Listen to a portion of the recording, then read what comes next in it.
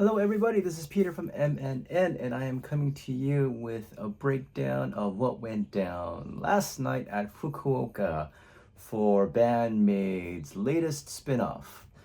It was produced by the Bedora crew. Bedora is short for Beis Doramu. That would be Misa and Akane. And if you haven't seen yet, they also had these spin-off designs for Fukuoka. Because it was Misa and Akane, you had the ramen and the beer. And then coming up next in Sapporo, that would be October 20th, you have Konami and Miku. And that will be some pigeon cookies and some coffee. But it's right there, so. All right, guys. Last night things went down at Fukuoka Beat Station with a capacity of roughly 400. I had actually won 2 tickets for the show, and considering that it was only a capacity of 400, it was definitely a much desired place to be. Unfortunately, due to me having a dog and work and just trying to take care of everything, it was just too much for me. So I had to let those go. But they went to good people. They had an amazing time. I'm glad that they got to experience the awesomeness that was the set list last night. So why don't we go ahead and get right into it? It was 22 songs, and it's yeah, man. You when you have Misa and you have Akane, you're definitely gonna get songs that just you just wish you were there for. I definitely have mine, and it kind of breaks my heart. But let's go ahead and get into it. Number one was Rine, a song that I adore live, is amazing, and not live as well. Dead. I adore live. Second was Unleash. Then you had Giovanni, another song that I have I heard it live? Maybe only once. It's off of Unseen World, and it's just an amazing prog song, and I love it to death. Then you have Moratorium with a Misa and Akane solo, which of course would have been incredible. You have I Still Seek Revenge, very bass heavy, very slap heavy, just Misa going to town. You have Warning, another favorite of mine. Then you have Balance. You have Liberal, which would have been incredible to hear again off of Conqueror. Hide and Seek, which is very rare. They played it at the Belasco back in 22 when I visited, and that was such a great surprise. And again, a shame I couldn't be there. And number 10 is the one that just kills me. Is Decided by Myself off of Just Bring It. Hands down, one of my top. Is it top 5, top 10? I don't know. I mean, you love so many, but Decided by Myself is such a good song.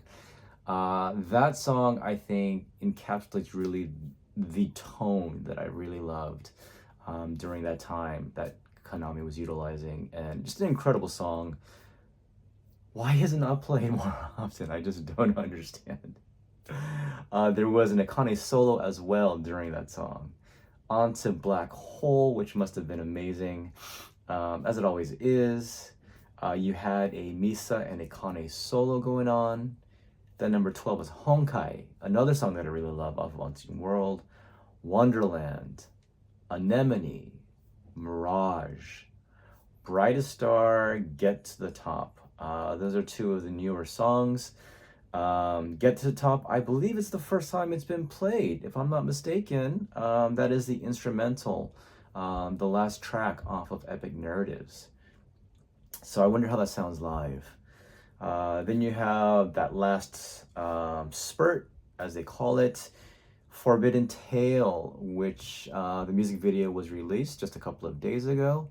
A really cool prog song, which has quite a few movements. If I counted correctly, it's roughly about 7 different melodic sections.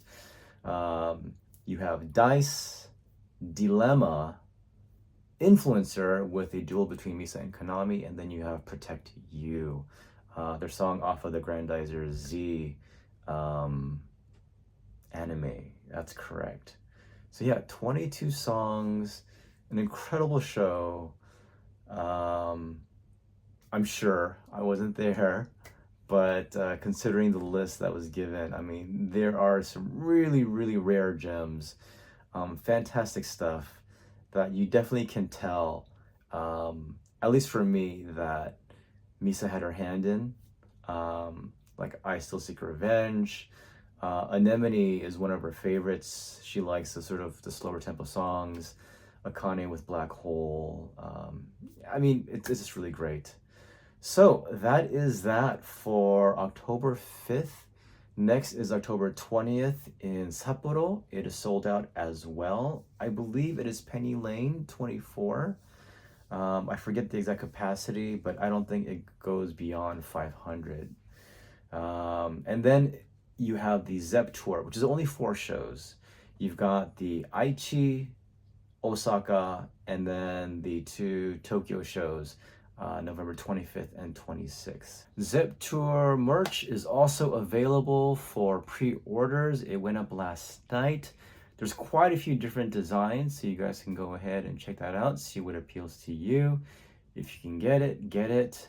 I've definitely had my fill of Band-Maid merch, and there's some cool stuff, but we'll see. I'm gonna be strong and restrain myself. Constrain, restrain, tie myself down, bind myself up, whatever it takes. So after the 20th, there's roughly a month to relax, and there isn't really news beyond that as far as what the maids will be doing. We recently got the news through the Omeshu-sama newsletter. This wasn't actually made public to everyone, but of course it went public because of people like me and others who are so excited about it in terms of the change of management into the maid's hands themselves going independent. So what are they planning? What's going to be happening next year? Where exactly will they be going? I would imagine they'll go back to the States at some point. Is Europe on the list? It's been quite a while, and I know some of you guys are really frustrated. It'd be great if Australia went.